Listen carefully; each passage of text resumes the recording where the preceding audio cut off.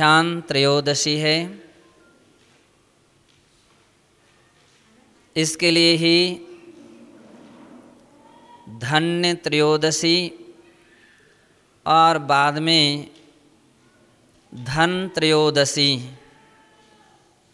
और हिंदी में धनतेरस के नाम से कहा जाता है।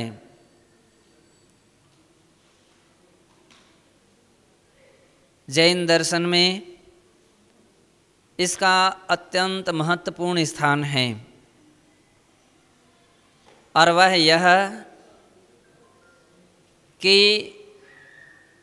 24वें तीर्थंकर वर्धमान महावीर स्वामी का समोसरण सहित विहार होता रहा अभी तक। यत्र तत्र देश के भिन्न भिन्न स्थानों में, नगरों में वे पहुँचे और उन्होंने भव्य प्राणियों के लिए कल्याणकारी मोक्ष मार्ग का उपदेश दिया। धर्म के सूत्र समझाए, आत्म कल्याण का पथ दिखाया, मुनियों को किस प्रकार से आचरण करना चाहिए, श्रावकों के लिए किस प्रकार से आचरण करना चाहिए, इन सारी बातों का व्याख्यान किया। मुनि धर्म और श्रावक धर्म एक ऐसे धर्म हैं जो नदी के दो तट की तरह हैं। इन दोनों के मध्य से बहने वाला धर्म का नीर जो होता है वह प्राणियों के संताप को भी दूर करता है और प्यास को भी दूर करता है। ऐसा उन्होंने उपदेश दिया, जिस उपदेश में तरह तरह के विषयों का प्रतिपादन किया गया और अंत में जाकर के उनका यह समोसरण पावापुर के पद्म सरोवर के निकट वह वहाँ पर स्थिर हो गया। यहाँ दो प्रकार का व्याख्यान है। एक तो पावागिरी शब्द का उल्लेख आता है और एक पावापुर शब्द आता है और तीसरा पद्म सरोवर शब्द आता है। और इसके विषय में बहुत सारे हेतु और तर्क हैं। बतलाते हैं कि वह बहुत बड़ा वहाँ पर अच्छा सुंदर एक विशाल पर्वत था, जहाँ पर भगवान महावीर स्वामी का समोसरण आया हुआ था और वहाँ पर आज के दिन वह समोसरण वहाँ थम गया, स्थिर हो गया। भगवान महावीर स्वामी योग निरोध की ध्यान साधना की गहरी साधना में डूब गए और एक ऐसी साधना में डूबे जिस साधना के द्वारा पुण्य प्रकृतियों को भी क्षय किया जाता है। जैन शास्त्रों में जिस प्रकार से पाप कर्म की प्रकृतियों के लिए बंध का हेतु कहा गया, तो पुण्य प्रकृति की भी बंध का हेतु है। पाप प्रकृति संसार में बांध करके रखती है, तो पुण्य प्रकृति भी संसार में प्राणियों के लिए बांध करके रखती है। अंतर केवल इसमें इतना है, पाप प्रकृति एक प्रकार से समझ लीजिए लोहे की जंजीर, पुण्य प्रकृति समझ लीजिए सोने की जंजीर। जंजीर तो दोनों हैं, और जंजीर यानी जंजीर, जंजीर से जिसको भी बांधा जाता है वह अपनी इच्छा से स्वतंत्र स्थान पर नहीं जा सकता है। तो ऐसी सूक्ष्म क्रिया प्रतिपाती नाम के शुक्ल ध्यान की गहराई में उतरते ही पुण्य प्रकृतियां जो थी वह क्षीण होती गईं, समाप्त होती गईं, और इतनी समाप्त होने प्रारंभ हो गया कि जिसके लिए आज के दिन से उनका वह योग निरोध शुरू हुआ, अनवरत 3 दिन तक चला। और इसके कारण से ही आज की त्रयोदशी को ध्यान त्रयोदशी के नाम से कहते हैं। ध्यान त्रयोदशी है। ऐसा ध्यान भगवान ने किया जो मोक्ष मार्ग, मोक्ष के लिए एक नियामक हेतु बना, तो इसलिए वो ध्यान त्रयोदशी है।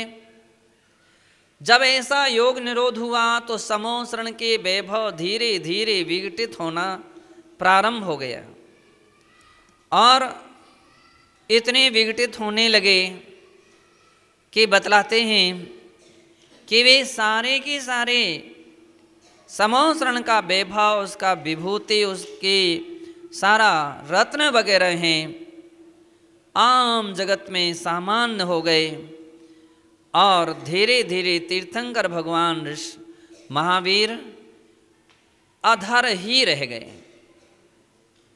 सारा विघटन होने लगा।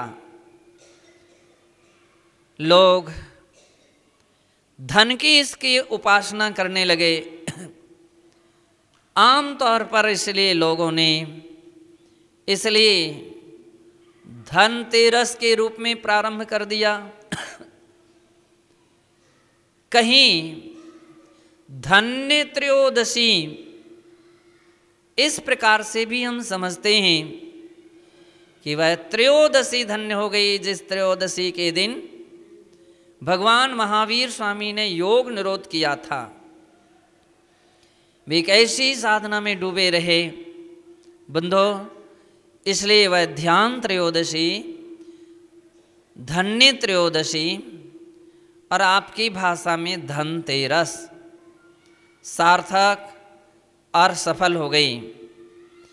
लोग ये समझते हैं कि नई सामग्री लेने से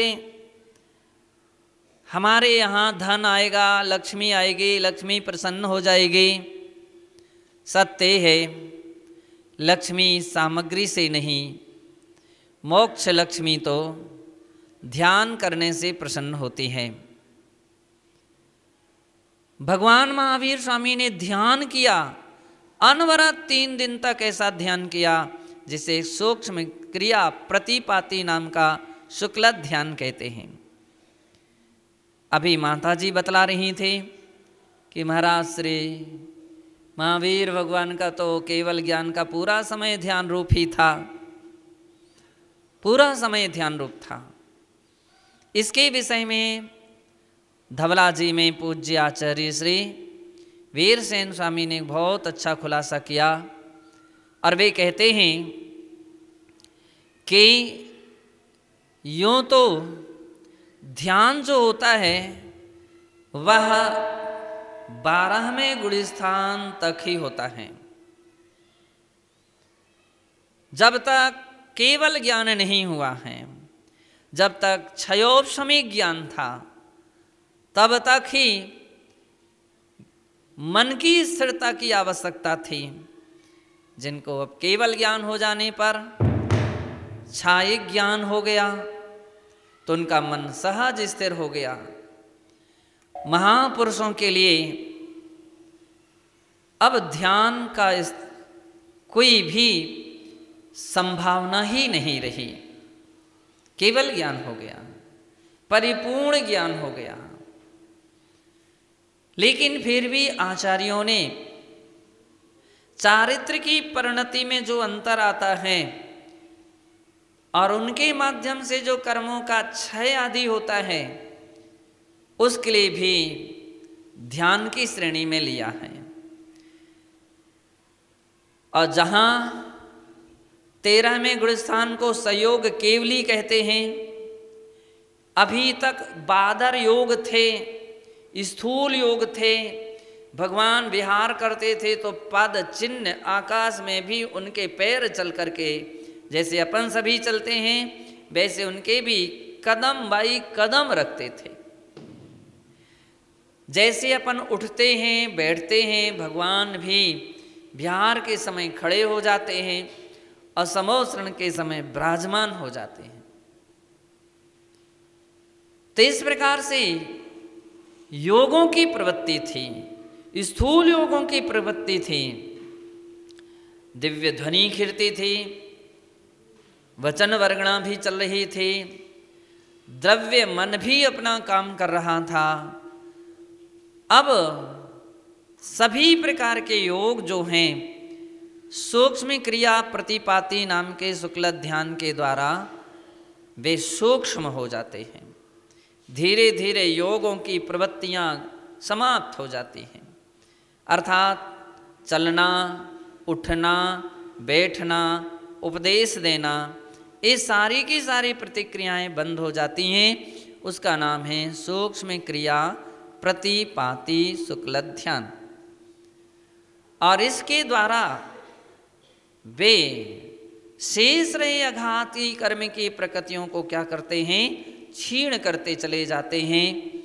तो इस प्रकार से आज के दिन भगवान महावीर स्वामी ने वह योग साधना प्रारंभ की और उनकी भक्ति का अनुसरण करने वाले श्रद्धा से संपन्न जो योगी जन थे वे भगवान की ध्यान साधना में लीन हो गए, वे भगवान की भक्ति में लीन हो गए, भगवान की स्तुति और वंदना में तल्लीन हो गए।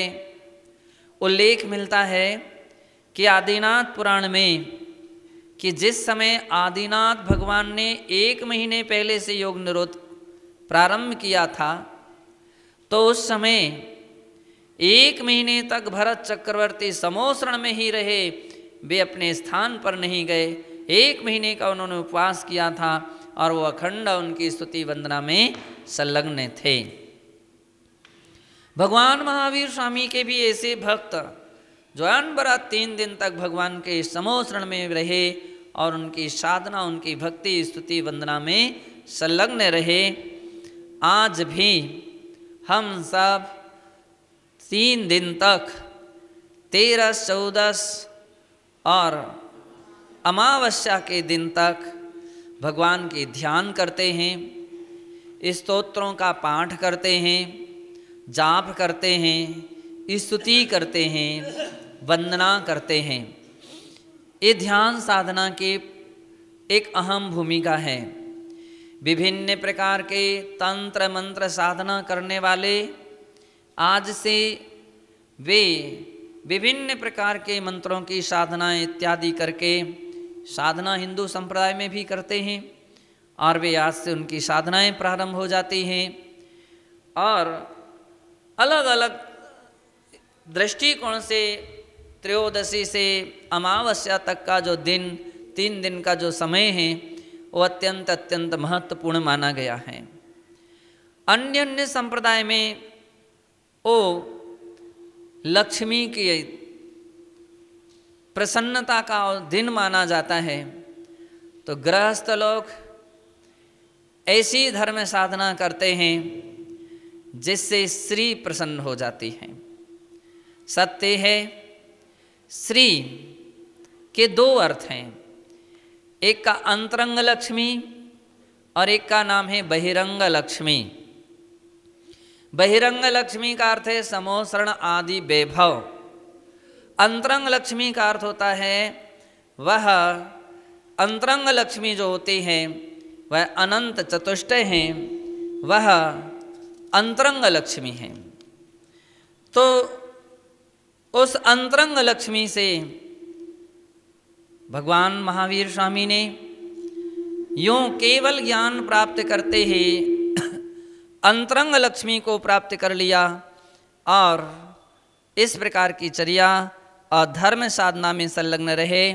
हम सबको भी चाहिए हम भगवान की भक्ति, आराधना करते हुए जो मार्ग भगवान महावीर स्वामी ने हम सबके कल्याण के लिए दिया, हम उनके पद चिन्हों पर चल करके अपने जीवन को सफल और सार्थक करें। तभी हमारी त्रयोदशी, चतुर्दशी और अमावस्या, दीपावली मनाना सार्थक और सफल होगा। हमको अवश्य उन तीर्थंकर भगवान वर्धमान स्वामी, जिनका वर्तमान में शासन काल चल रहा है, हम जिनके शासन में रह रहे हैं, तो अपने तीर्थंकर भगवान की सेवा भक्ति वंदना करना चाहिए। हर नगर नगर में निर्वाण लाड़ू तो चढ़ता ही है, लेकिन निर्वाण लाड़ू चढ़ने के साथ साथ यह भी ध्यान रखना चाहिए, हमारे वर्तमान शासन के नायक तीर्थंकर महावीर हैं, तो उनके मंदिरों पर, शिखरों पर नई ध्वजाएं लगाना चाहिए। हर व्यक्ति नए कपड़े पहनता है और मंदिर के लिए भूल जाता है। मंदिर के ऊपर, शिखरों पर नई धर्म ध्वजाएं लगाना चाहिए। उस दिन भगवान महावीर स्वामी की अभिषेक और विशेष करके सामूहिक पूजा या विधान होना चाहिए, जाप करना चाहिए। महावीर अष्टक आदि स्तोत्रों का पाठ, महावीर चालीसा जैसे पाठ हम आराम से भगवान की स्तुति वंदना में कर सकते हैं। साधु जन देवागम स्तोत्र का पाठ, वो भी एक महावीर भगवान की उसमें स्तुति है। उसके माध्यम से अपने जीवनचर्या को पवित्र और पावन बनाने का प्रयत्न और प्रयास करना चाहिए। इसी पवित्र भावना से जय बोलिए महावीर भगवान की।